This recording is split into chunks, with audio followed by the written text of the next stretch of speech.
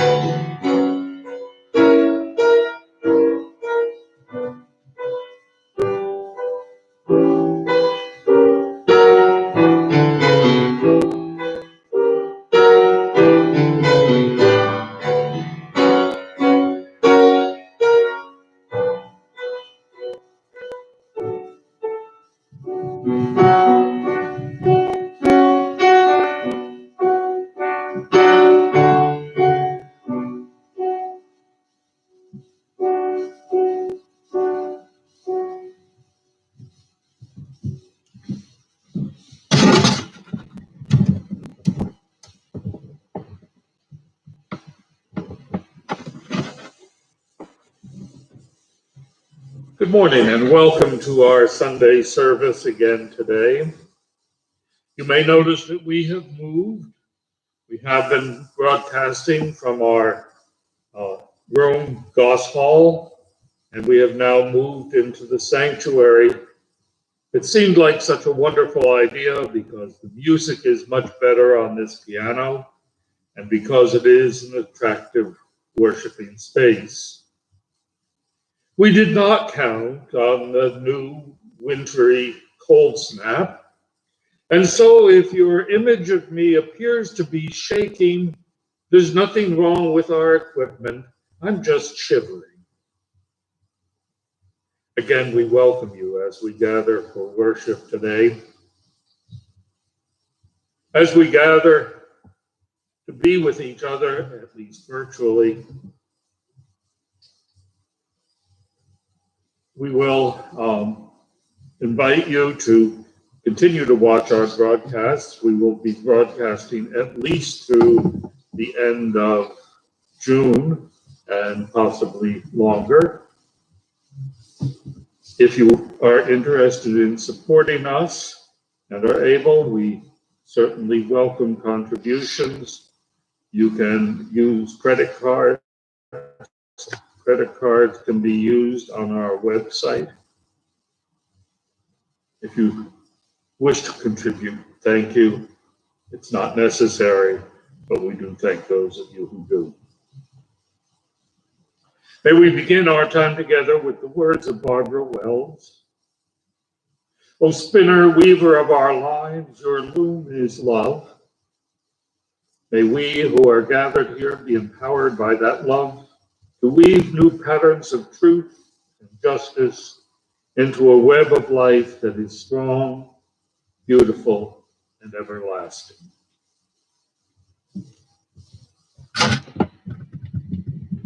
This would be the second movement from Beethoven's Classic.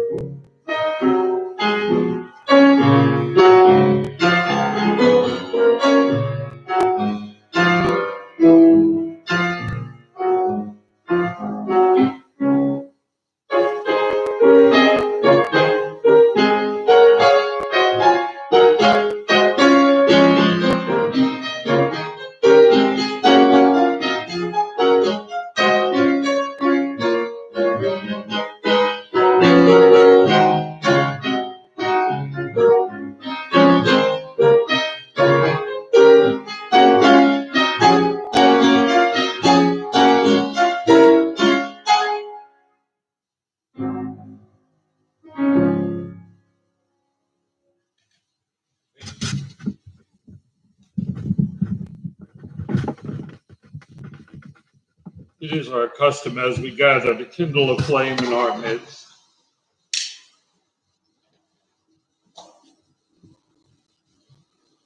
A flame long the symbol of the presence of the holy, a flame a symbol of knowledge and of wisdom.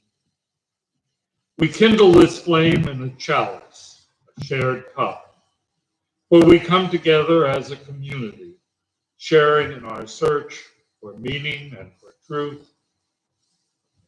We could gather as a community, lighting a chalice, and if you know the words and wish to join in reciting our affirmation, love is the spirit of this church and service is law. This is our great covenant, to dwell together in peace, to seek the truth in love, and to help one another.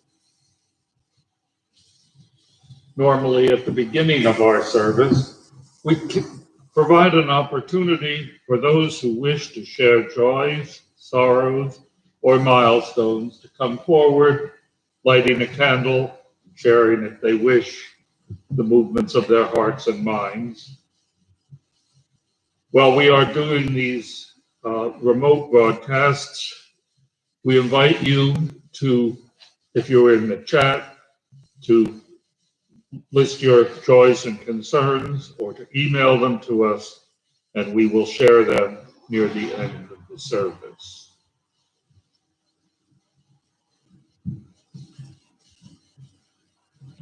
Often, I share a story with you from a book, short passages from a book by a minister in Scotland. And so if you Google Margaret Hargery, some of the details may be different from the words that he used. But let's learn for just a moment about her. Margaret Hargery lived in New Orleans many years ago. She grew up poor and never learned to read or to write. She found happiness when she married a good man and they had a lovely baby together. Unfortunately, life dealt Margaret a cruel blow. Both her husband and her baby died, and she was left on her own. She was so poor that she had to go out and work as ironing clothes in a laundry. But as she worked there was a window and she could see out the playground of an orphanage. Each day, she enjoyed watching the children playing, and laughing, and shouting. Each week, when she received her wages, she called in at the orphanage and gave a little money to help it keep going. She was careful with her money and even managed to save some every week. And in time, she had saved enough to buy 2 cows, a cart, and 1 or 2 milk churns. And so she gave up her job in the laundry and developed a round of streets in the village selling milk. When she delivered milk to the hotels and estates, she begged for food for the children at the orphanage, and each day she took the children free milk. Her milk business prospered, and before long she had enough money to buy several cows, and the business continued to grow. But then she decided to sell her milk business, and she bought herself a small bakery and began delivering bread and cakes. And there were always some for the children in the orphanage. The business prospered, and she built a larger and more modern bakery. Soon everyone in New Orleans knew Margaret Hargery, the bread woman who supported the orphanage. And when she died, it was no surprise to learn that she had left all of her money to the orphanage, on the understanding that they helped all boys and girls who had no parents, whether the children were Black, or white, American or from some other nationality,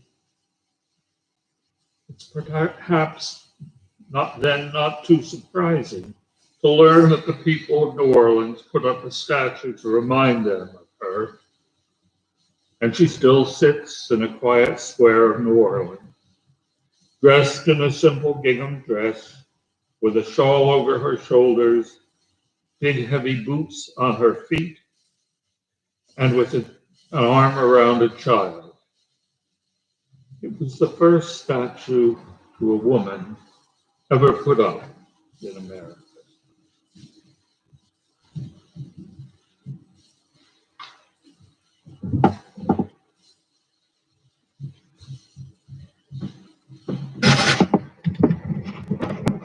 The next piece will be a prayer by Alexander Albert, a contemporary of ours, written back in the late 1890s.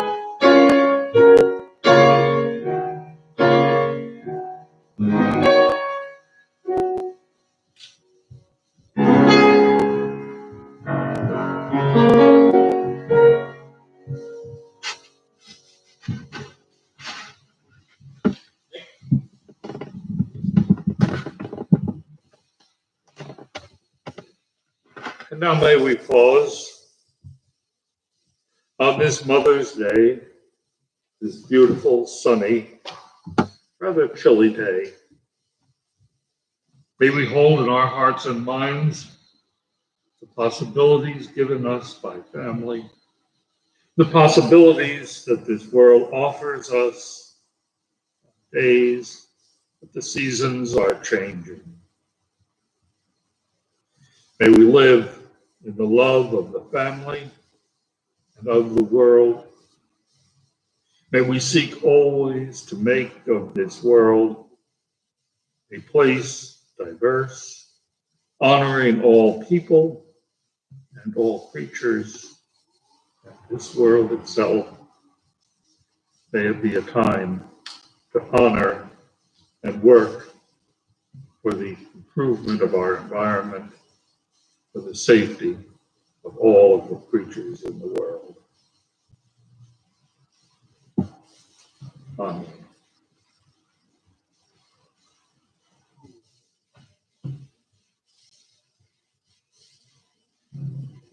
The title of my sermon today is Why I Don't Like Mother's Day.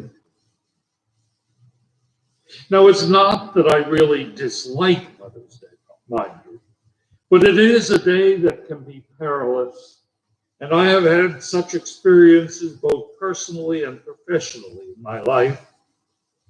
And so, if I can, I usually try to find someone else to deliver the sermon this day, hopefully a mother who will lead the service. There's also the issue of sexism. You know, Mother's Day is celebrated this beautiful Sunday in May when the trees and flowers are in bloom, when the weather is usually getting warm.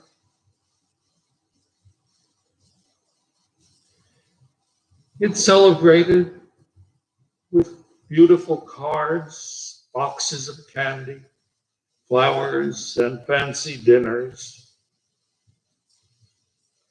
Father's Day is celebrated in late June with hardly a nod. If you happen to have one of our UU hymnals, though, we are doing a little better. If you look at the indexes in the back and search for readings or hymns about mothers or fathers, you'll find that those names will appear, but there are no hymns or readings listed. Only a notice, please search parents. Both mothers and fathers are important in our lives. And it would be nice if we celebrated all of our parents in ways that were meaningful and respectful. And of course, in UU churches, it isn't that we don't do as much for Father's Day. It's the fact that we don't do anything for Father's Day because most of our services end the second Sunday in June. And so there are no services later in the month. This year, however, we actually will have a service on Father's Day. And so I can feel freer to talk about today as Mother's Day and not as Parents' Day. But back to why I'm not particularly fond of Mother's Day. Part of it comes, you see, from the fact that my mother's birthday was May 9th. And since Mother's Day is the second Sunday in June, often both her birthday and Mother's Day fall on this weekend, and sometimes even on the same day.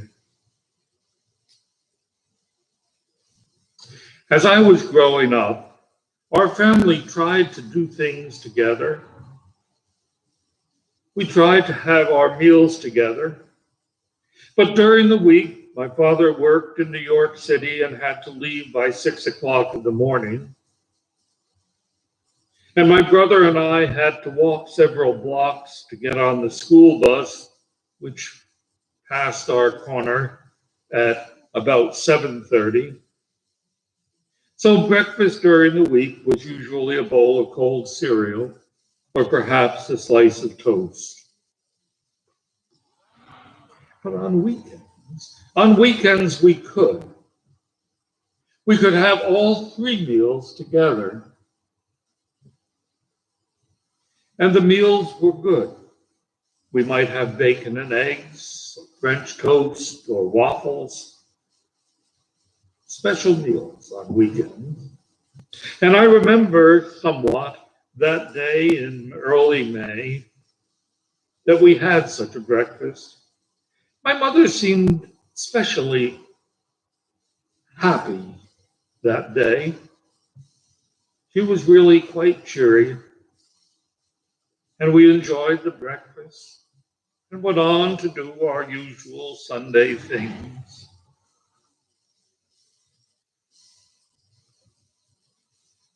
About 4 o'clock in the afternoon, Mother had become quite moody, and she picked up her car keys and went out and drove away. I don't know where she went.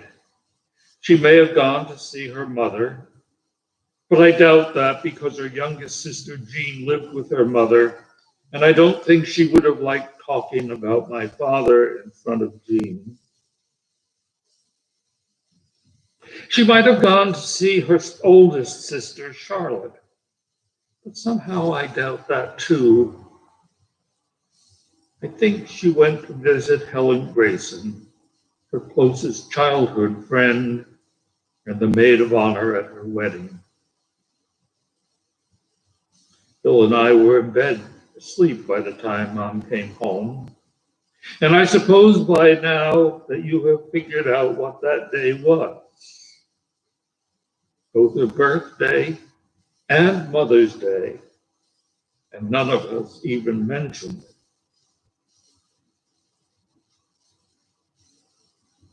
I've always remembered it as a time when I was very young, perhaps 3 or 4, when really I wasn't to blame at all. It was my father's problem.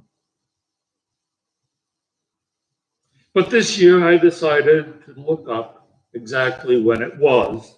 And the year that both her birthday and Mother's Day fell on the same Sunday was the year that I was within a month of being 6 years old. It was my father's primary fault, but I was to blame too. Now, you may think that I have a particularly wonderful memory to be able to remember the events of that day. And I have a fairly good memory.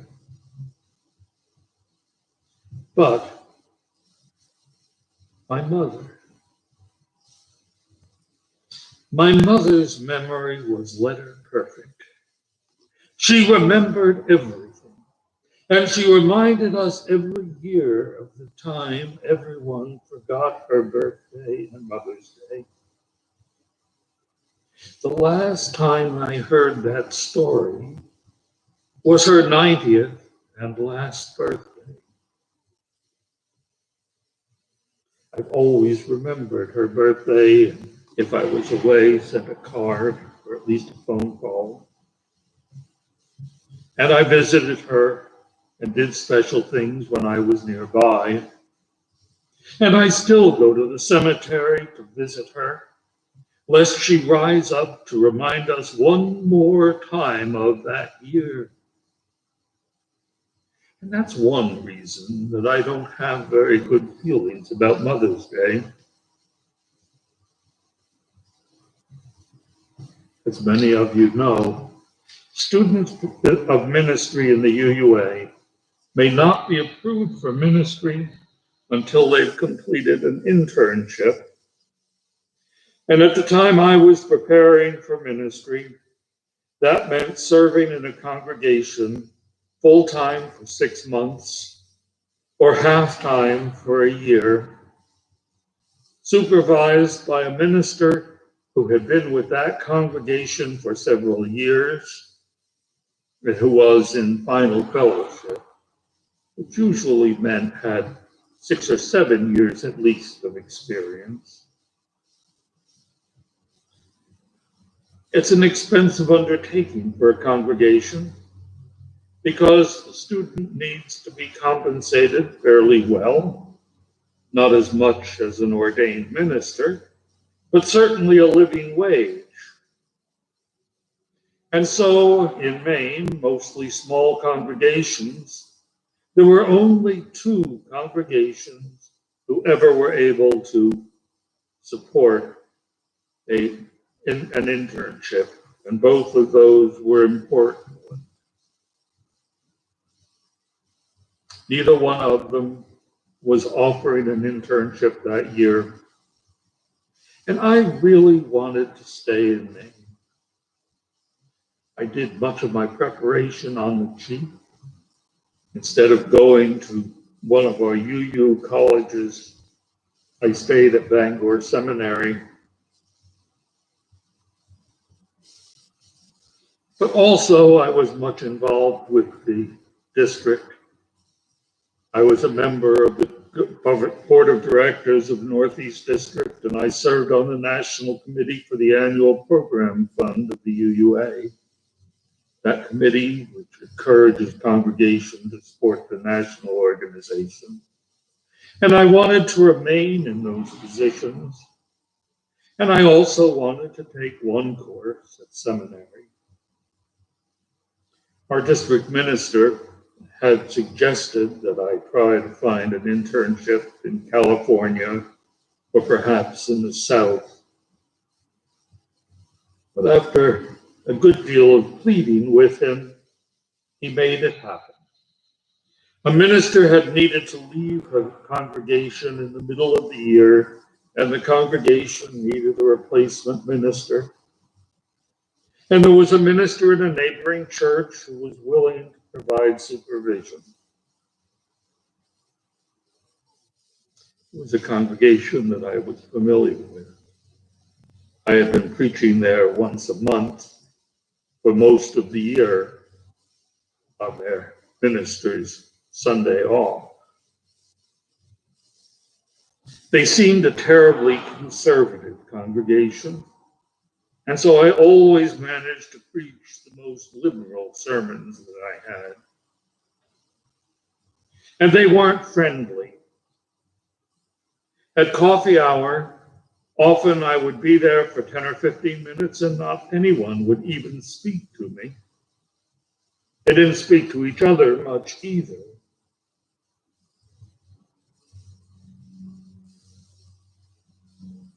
I knew a bit about the minister who had just left and why she left,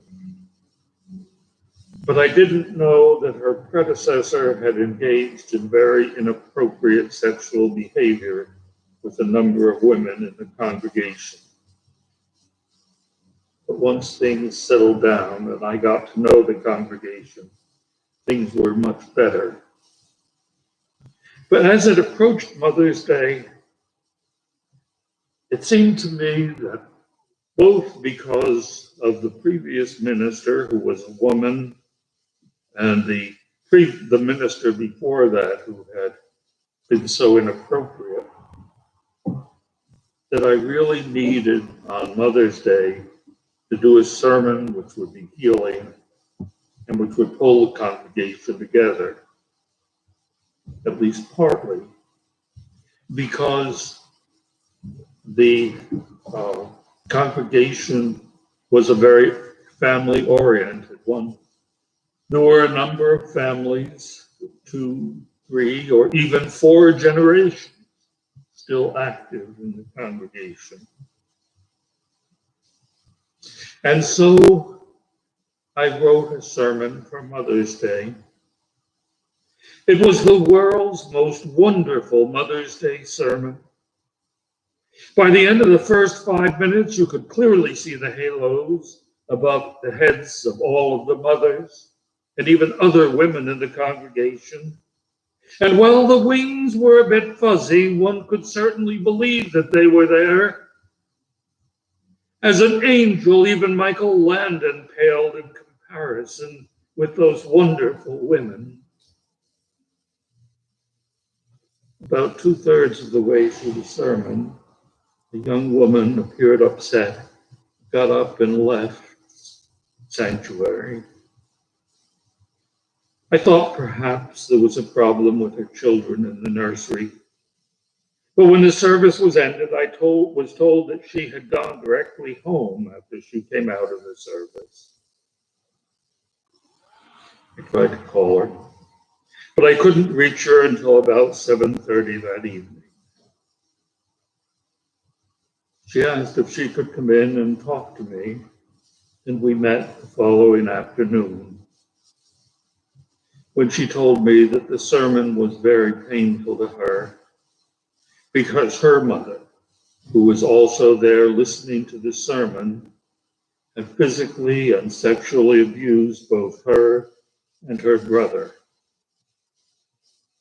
While not close, she could still be in the same room with her mother, but her brother had been far more damaged and couldn't be there. She and I met for several months, talking about ways that she could heal from the abuse that she had had.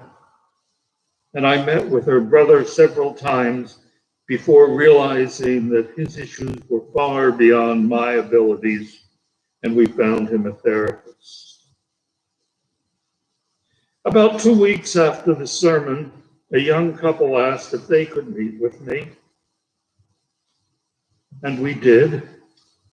My sermon had been painful for them too, not because they had been abused by their parents or had bad relationships, but because they had been trying for over a year to have a child.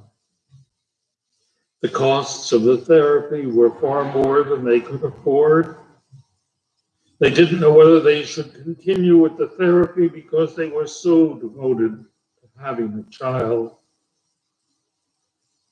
Should they spend money they couldn't afford and continue, or should they give up?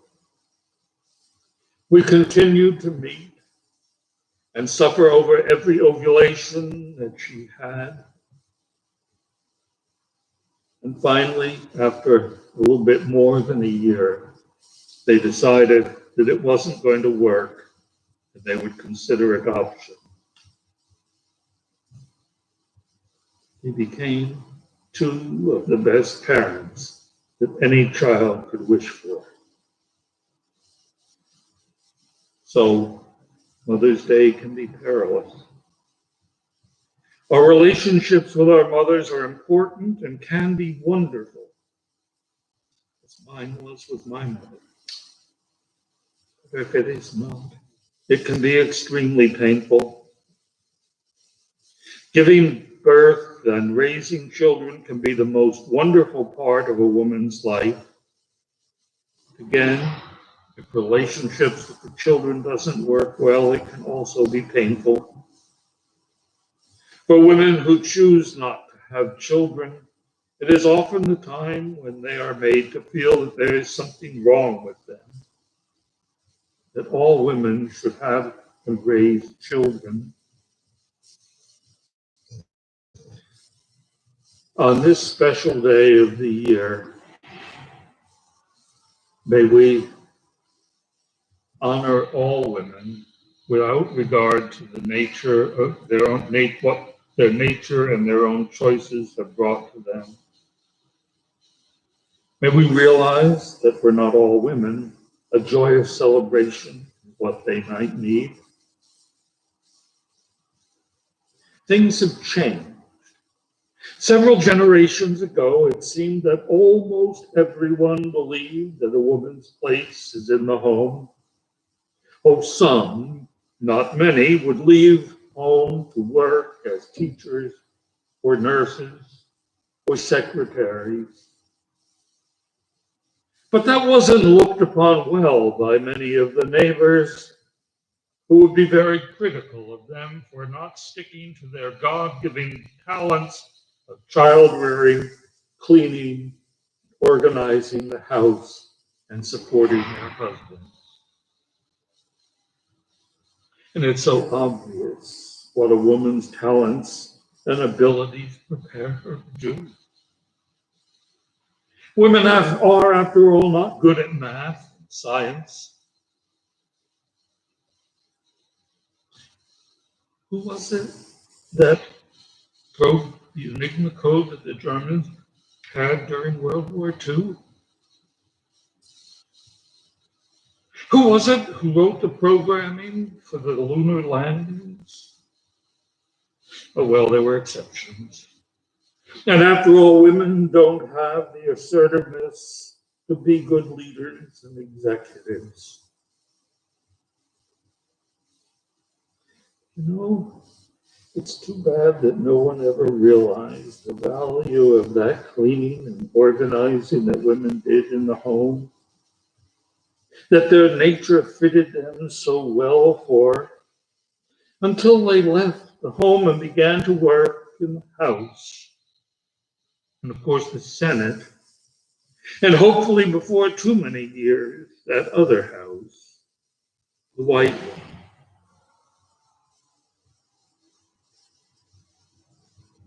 We have, I hope, by this time learned that women's talents are the same, often greater than those of men. So today, Please don't forget on Mother's Day, all women, if they fall, and don't forget her birthday and Mother's Day, and especially if they both fall on the same day. And don't forget to listen to her and to the men who agree with her that sometimes the well-being of common people is more important than the wealth of the top 1%. And of course, do hold in high honor those who choose as their highest calling to care for and nurture the children who will be our next generation. Happy Mother's Day.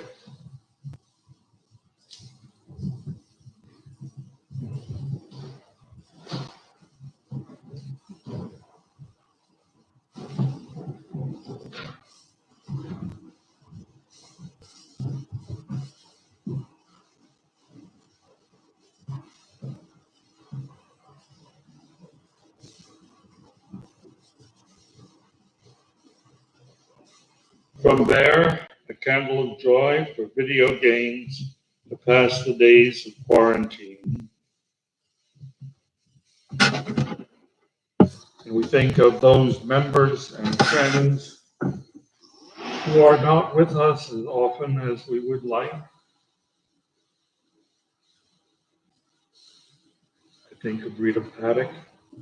I think of Shirley Phipps and Sonia Porter, of Audrey Gillum, of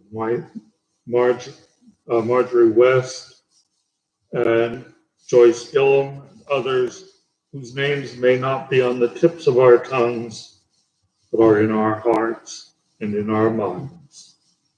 May we keep them with us always.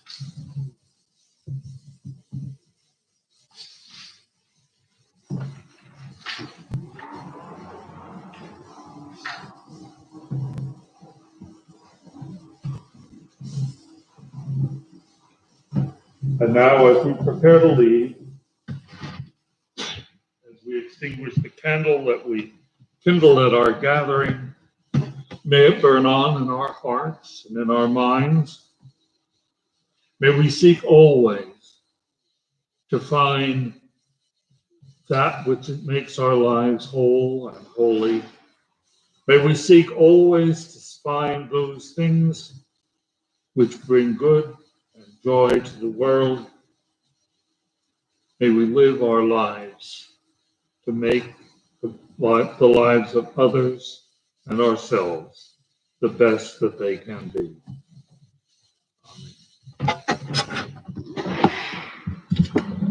Thank you so much, Rob. I'll be ending today's service with All the Things You Are. That's everybody. Thank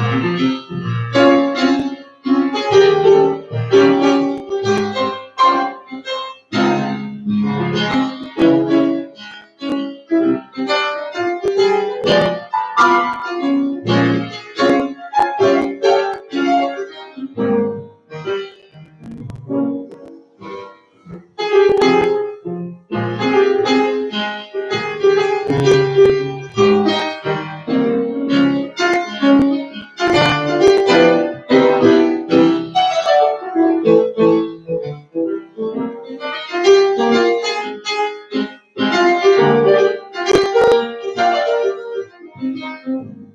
Thank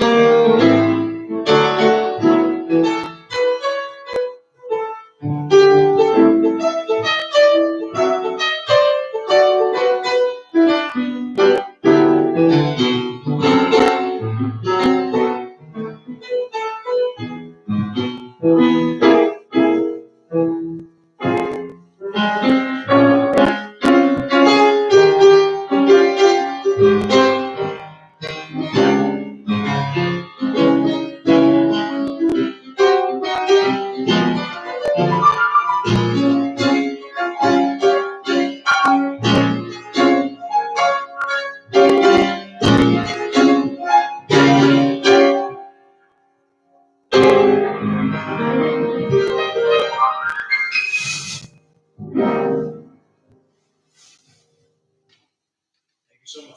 See you next week.